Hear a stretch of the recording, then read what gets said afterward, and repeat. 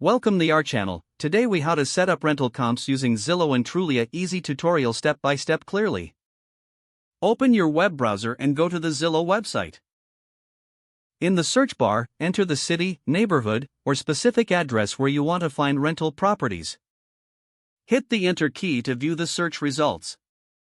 On the left side, use the filters to select rent under the price category.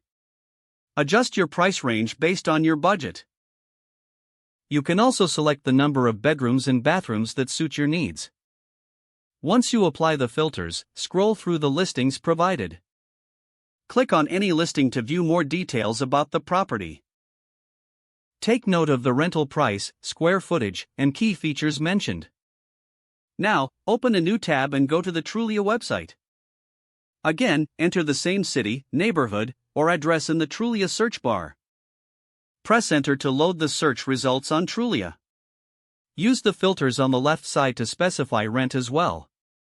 Set your desired price range, as well as the number of bedrooms and bathrooms. Browse through the listings that appear on Trulia. Click on a listing for detailed information about each rental.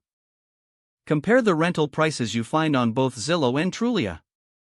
Look for similar properties to establish a range for rental comps. Create a spreadsheet to organize the data you have collected. Include columns for the address, monthly rent, square footage, and features. Analyze the listings to understand the rental market in that area. Identify any trends or common price points among the rentals.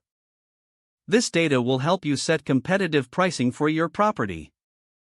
Keep track of your findings for future reference. You are now equipped to determine rental comps effectively using Zillow and Trulia. If the page does not load, refresh the browser or try again in a private or incognito window. Make sure you are using the correct email address, then retype it carefully to avoid small typos. If your password is not accepted, use the reset option and create a new. Don't forget to like this video and subscribe to our channel for more step-by-step tech guides.